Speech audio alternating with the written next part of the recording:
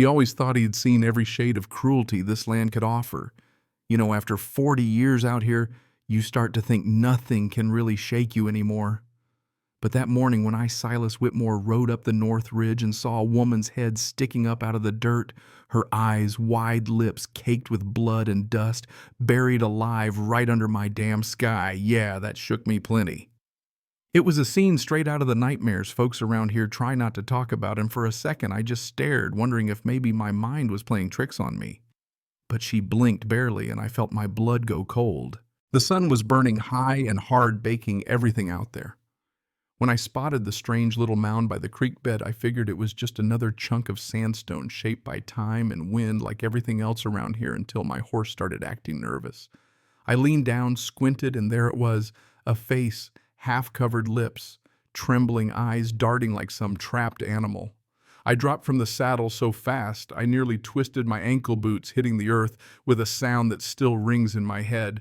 I don't care how tough you think you are, nothing prepares you for the sight of another human being half buried, clawing for breath. Her face was a mess of dirt.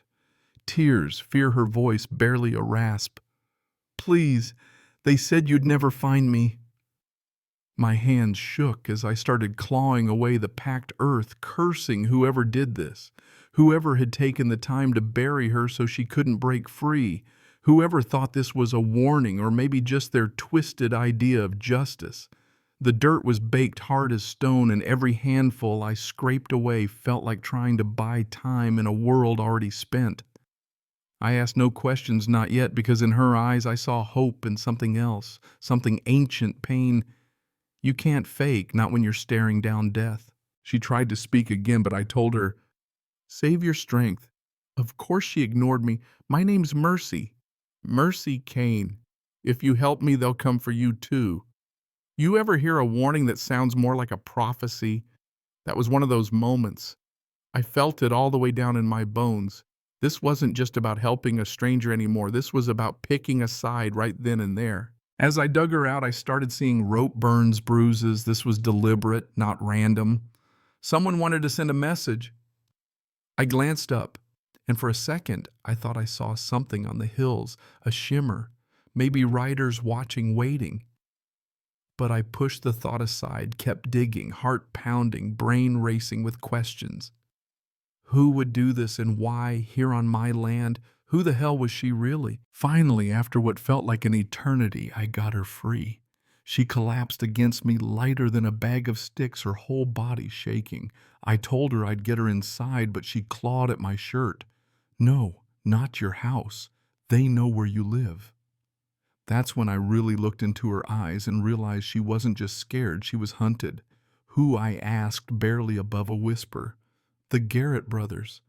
They found out about me, about what I used to do. Now the Garretts, that name could sour milk. 3 brothers who owned half the territory by fear, who settled scores with a gun or worse. If they wanted her dead, saving her was painting a target right on my back. "What did you do?" I asked, though. I already knew. Whatever it wasn't anything that justified this. She swallowed hard. "I was their father's woman, lived in his house 3 years. When he died, I thought I was free. But I took something when I left something they want back." She fished a pouch out from under her dress, gold coins. Payment for 3 years of being what he needed me to be. It wasn't much, not compared to what those years must have cost her. She started crying again. "They came for me yesterday. Called me a thief. Said I dishonored their name, were going to make an example out of me." I caught a glint of gold on her finger, a wedding band almost lost under the dirt. "You're married," I said, trying not to sound cold. "Was," she whispered. "Husband died 2 years ago. That's how I ended up with old man Garrett. Had nowhere else to go." Wind picked up, sky, shifting gray storm rolling in from the west. I knew we couldn't go home. There's an old line shack north of here. We can make it before the storm. But as I helped her up, she grabbed my wrist, eyes wild. "It's not just the money. I know something about how their father really died." That got my attention. He didn't die of fever. He was murdered, and I saw who did it. We rode out, wind-biting sky closing in. Every mile, Mercy clung tighter, glancing over her shoulder. "Tell me," I urged. She said it was Marcus, the youngest. Garrett furious that night, screaming about money, about the old man giving too much to the church, too much to her. There was a fight then. Silence, then blood. When she came down the stairs, Marcus stood over his father's body poker in his hands. Accidents happen to lonely old men. And to women who see too much, he'd said, looking her right in the eye. We reached the shack, but my gut twisted when I saw the fresh horse tracks, 3 sets, circling the place. "They found it," Mercy whispered. "We couldn't stay, but we couldn't keep running either. My horse was spent. She was half dead." "Then we fight," I said, even though it sounded crazy. "No," she replied. "Running is suicide. They'll never stop hunting me, and now they'll hunt you too." That's when she pulled a folded piece of paper from inside her dress. Old man Garrett's confession. Names, dates, details of everything his sons had done. "If you were me, Silas, what would you do? Risk it all and expose them, or keep running?" I looked at her mud-streaked, battered, clinging to that scrap of hope. And I knew this was bigger than just her. This was about putting a stop to years of quiet terror. We heard hoofbeats. Brothers were coming back, realizing their mistake, the rain now a full-on downpour. "We gotta move," I said. But Mercy caught my arm again. There was more. "The confession," she said, "it's not just about Marcus. It's about all the people who disappeared, women, men who owed them money, everyone who crossed them. This wasn't a vendetta. It was a damn killing spree. If she lived, that paper could bring the whole Garrett empire down." We stumbled through the rain, headed for a trading post 5 miles east. Dutch Morrison ran it, an honest man with friends in law enforcement. But Mercy was fading strength, draining out fear, tightening around us like a noose. We ducked into a ravine for cover, only to find it was a dead end, boxed in by stone, trapped nothing but sky above. That's when Wade Garrett and his brothers appeared, rifles leveled down, voices echoing off the rock. Wade called down, "You've caused us a lot of trouble, woman. Trouble sorts itself out." I tried to bargain. "Let her go. I'll see she leaves the territory." Wade laughed, cold as a rattler. "You think this is about money?" Marcus's eyes were wild. "Let's finish this," he growled, raising his rifle. But before he could fire, Mercy stepped out. "I know what you did, Marcus. I know you killed your own father." Marcus froze, the secret hanging in the air. Wade barked, "What confession?" Mercy held up the paper. "Everything's here. Every crime, every missing soul." I'd been inching toward a loose boulder and in that moment shoved with all my might. A rock slide tumbled down, separating us from the brothers. This way I pulled Mercy into a cave, mud and rain mixing with panic. Inside it was pitch dark, a maze of old mine tunnels.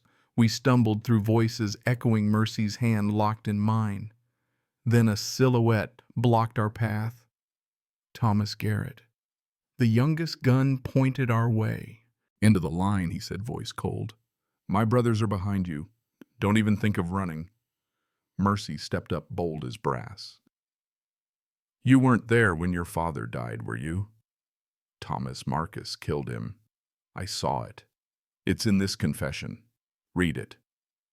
Thomas hesitated, then reached for the paper, but gunfire exploded from behind.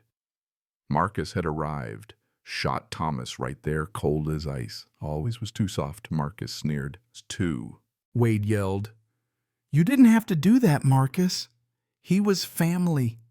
Family doesn't betray family." Marcus spat, turning his gun on us. But outside over the storm, I heard horses, more men coming. "Dutch," I yelled. "Hope you brought the marshal." Marcus tried to bolt, but we tangled fists, blood, mud, all desperation. When it was over, Marcus was down, Wade on his knees. Marshal Davies stepped into the cave, badge shining. Dutch had got my message. The marshal took the confession, read it right there, his face darkening line by line. "This is enough to hang the whole damn family," he said. "Towns wondered about the Garretts for years. They hauled the brothers off in chains, rain washing away the last of the fear. I turned to Mercy for the first time all day, feeling like the world might be right again. "What now?" I asked. She smiled real this time. Maybe peace for the first time in years. I said, "The ranch is big enough for two if you want to stay." She did. 6 months later, I watched her planting a garden in the spring sun. Trial was swift. Garrett's hanged territory finally free. That confession sits framed in the marshal's office, a reminder that justice may take the long road, but it gets there in the end. Sometimes I still think about that day, how everything could have gone different if I hadn't stopped at that ridge. But then Mercy reaches for my hand, and I know some things are buried just waiting for the right person to dig them up. So now let me ask you, would you have risked it all for a stranger or played it safe and kept your head down? Where's the line between justice and survival out here? Tell me in the comments, because I gotta know, what would you have done if you were me?